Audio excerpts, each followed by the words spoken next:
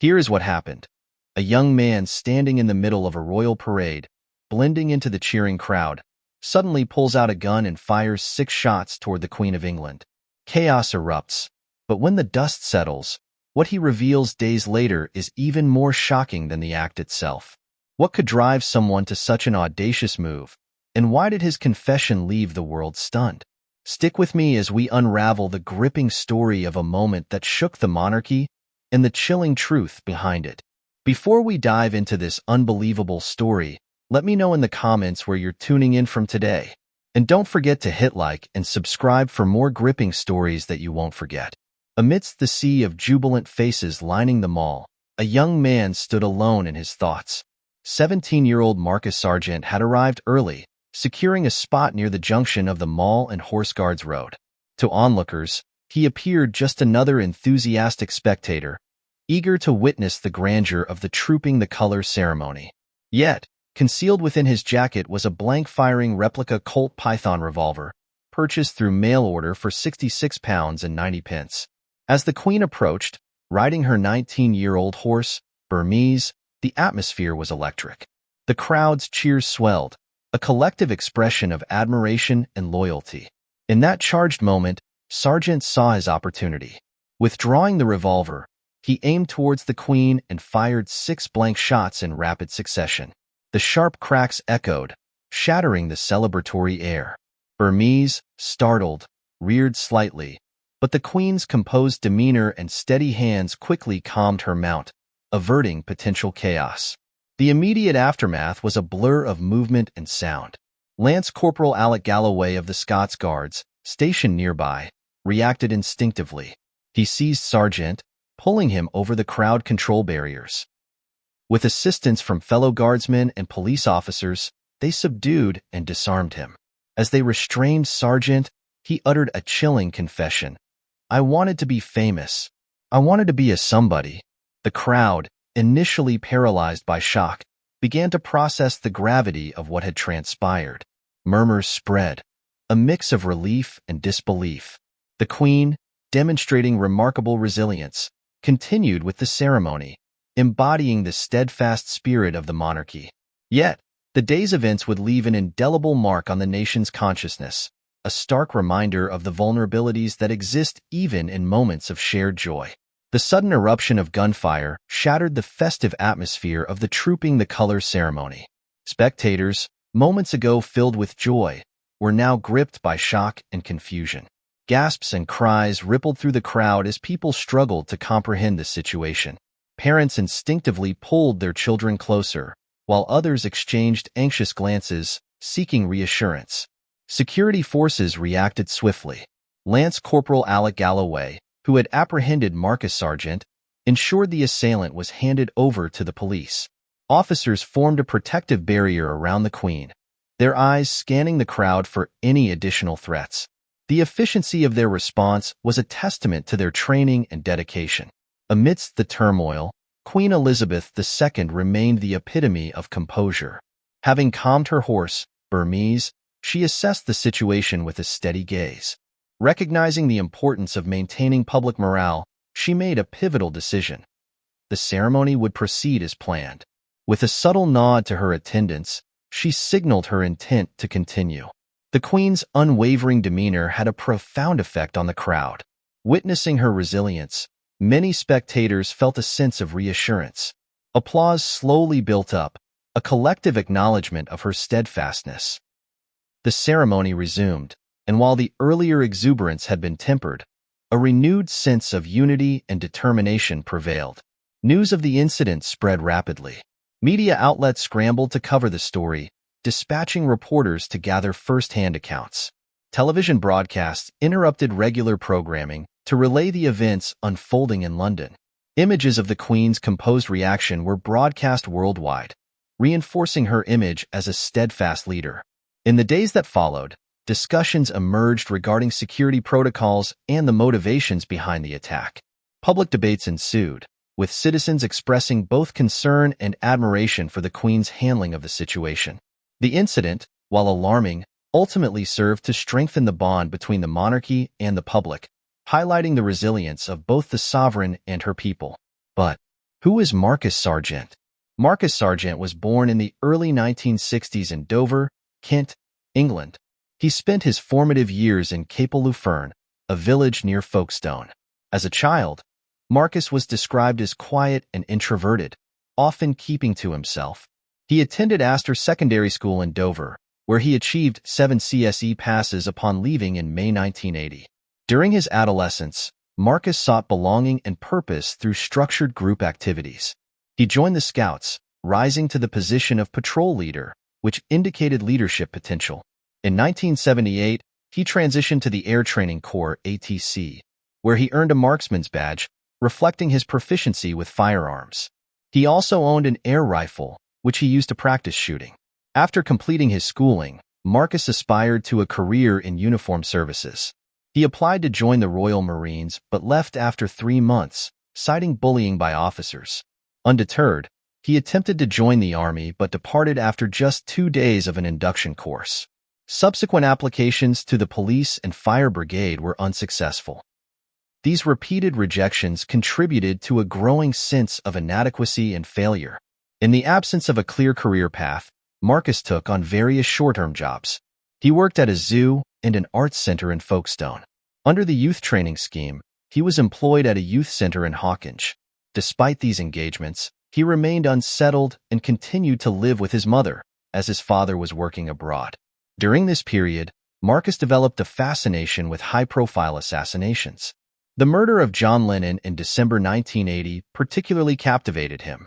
He noted the immediate fame that Mark David Chapman, Lennon's assassin, attained.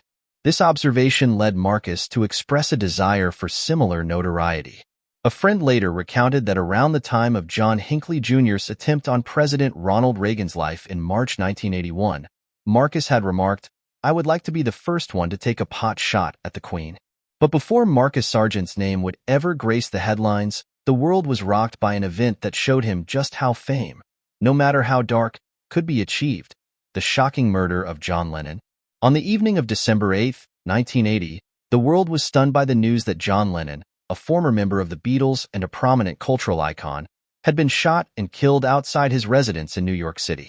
The perpetrator, Mark David Chapman, was a 25-year-old former security guard from Honolulu, Hawaii.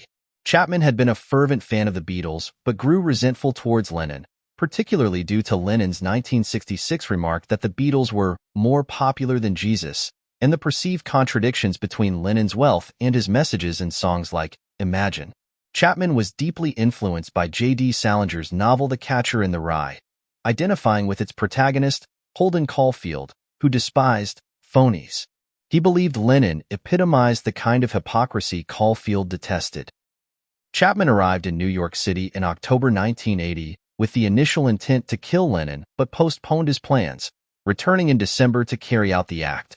On the morning of December 8, Chapman waited outside the Dakota, Lennon's residence, mingling with fans and the building's staff. He even interacted with Lennon's 5-year-old son, Sean, calling him a beautiful boy, a reference to Lennon's song, Beautiful Boy, Darling Boy.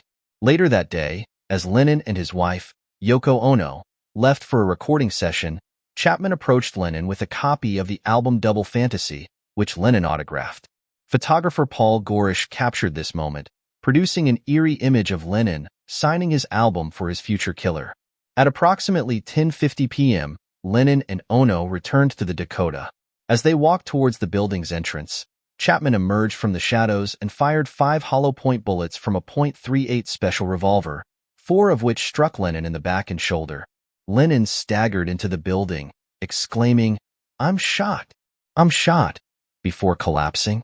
He was rushed to Roosevelt Hospital, but was pronounced dead on arrival at 11:15 p.m. Chapman remained at the scene, reading The Catcher in the Rye, until police arrived and arrested him without incident. He later stated that he was driven by a desire for fame, saying, "I knew what I was doing, and I knew it was evil. I wanted the fame so much that I was willing to give everything and take a human life." John Lennon's murder shocked the world, but for Marcus Sargent, it revealed how one violent act could turn an unknown into a global name, a dark inspiration for his own quest for fame. Another attempt that triggered Marcus was the story of John Hinckley Jr. on a brisk afternoon in Washington, D.C. On On March 30th, 1981, John Hinckley Jr. waited in the shadows outside the Washington Hilton Hotel. His target? President Ronald Reagan. His motivation? A disturbing obsession with actress Jodie Foster. Hinckley's fixation began after seeing Foster's performance in the 1976 film Taxi Driver. In the movie, a disturbed character attempts an assassination, and for Hinckley, fiction bled into reality. He began to stalk Foster, writing her letters and fantasizing that a grand, violent gesture would win her affection. In his delusion, the President of the United States became his ultimate target, a sacrifice he believed would prove his love. As Reagan exited the hotel that day, Hinckley struck. Pulling out a .22 caliber Rome RG-14 revolver, he fired 6 shots in rapid succession. Chaos erupted as the bullets found unintended targets: Press Secretary James Brady, Secret Service Agent Timothy McCarthy, and police officer Thomas Delahanty. One bullet ricocheted off the presidential limousine, striking Reagan in the chest.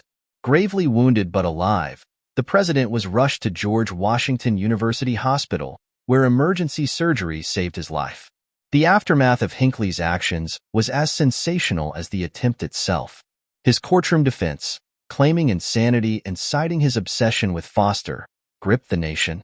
The media dissected every detail, from his personal writings to his eerily calm demeanor during the trial. Hinckley's attempt was not just an attack on a president. It was a sobering reminder of how the allure of fame could drive someone to unimaginable lengths. For Marcus, Hinckley's story was a revelation. In the months following the attempt, he pored over newspaper articles, dissecting every detail. He studied how the media had turned a once anonymous man into a household name.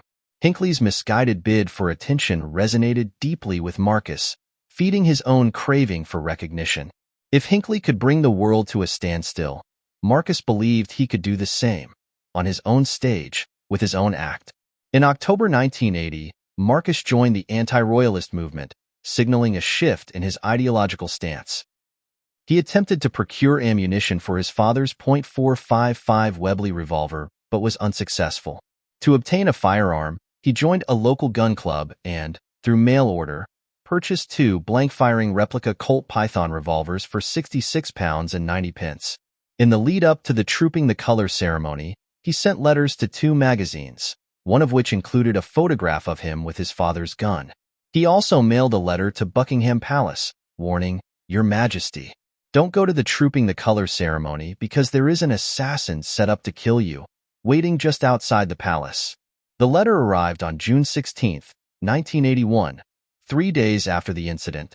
These actions culminated in Marcus's decision to disrupt the Trooping the Color ceremony on June 13, 1981, an act driven by a complex interplay of personal failures, a craving for recognition, and a misguided emulation of infamous figures. In the aftermath of the incident, legal authorities faced the challenge of determining appropriate charges for Marcus Sargent's actions. Given the gravity of firing a weapon, even with blanks, at the reigning monarch, it was imperative to address the offense with due seriousness.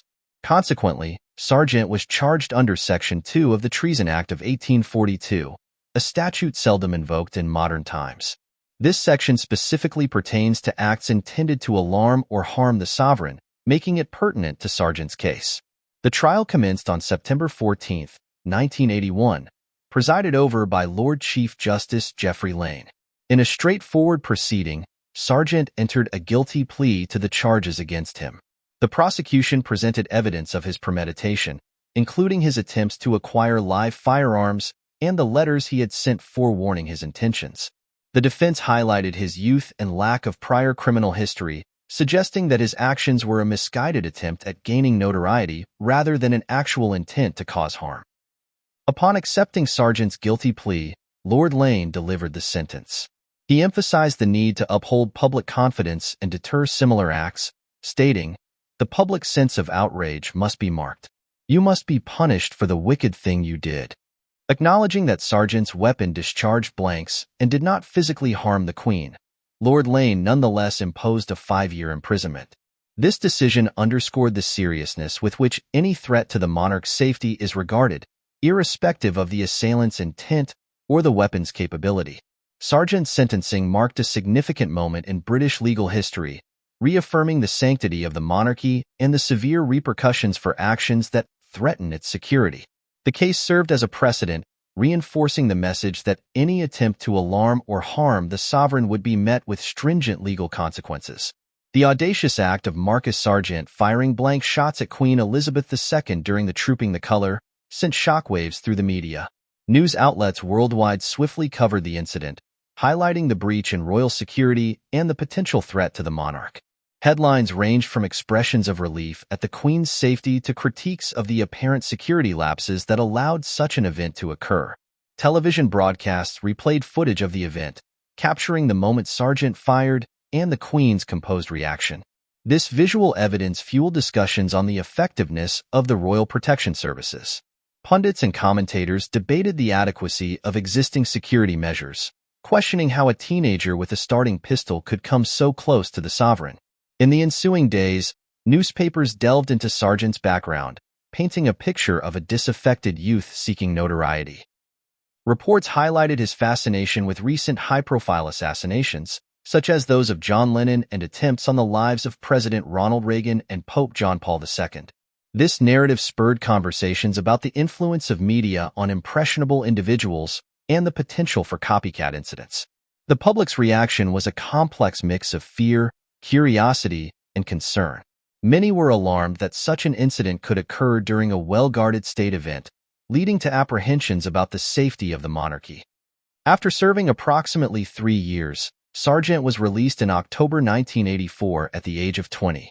Upon release, he was given a new identity to facilitate his reintegration into society. The incident involving Sargent prompted a thorough review of royal security protocols. Recognizing the potential risks posed by individuals seeking notoriety, security measures were enhanced to prevent similar breaches. While specific details of the reforms were not publicly disclosed, the overarching goal was to ensure the safety of the monarch during public engagements without compromising the accessibility that the public cherished. The events of June 13, 1981, left an indelible mark on the collective consciousness of the nation. The incident underscored the delicate balance between maintaining the monarchy's approachability and ensuring its security. It also highlighted the potential dangers of individuals driven by a desire for fame, prompting discussions on the influence of media coverage on such actions. In the years that followed, the monarchy continued to adapt, striving to uphold traditions while addressing the evolving challenges of public life. On the other hand, Marcus Sargent's story stands as a cautionary tale of a young man's misguided pursuit of fame. His fascination with high-profile assassinations and his quest to achieve notoriety reflect deeper issues of disillusionment and a desperate need for recognition. Despite his actions being ultimately harmless, the psychological and societal implications of his quest for infamy cannot be understated. The incident prompted reflection on the vulnerabilities inherent in public life, especially for figures like the Queen, who remain deeply connected to their people. It showcased the importance of safeguarding such traditions while addressing the risks posed by individuals driven by personal ambitions that border on the reckless. As the world looks back on this event, it's important to consider the broader implications of such acts. What drives someone to seek notoriety at the expense of their own future and the safety of others?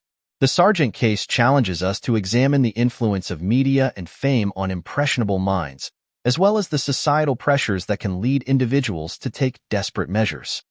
It also underscores the delicate balance required in securing public figures while maintaining the accessibility and traditions that define a nation's identity.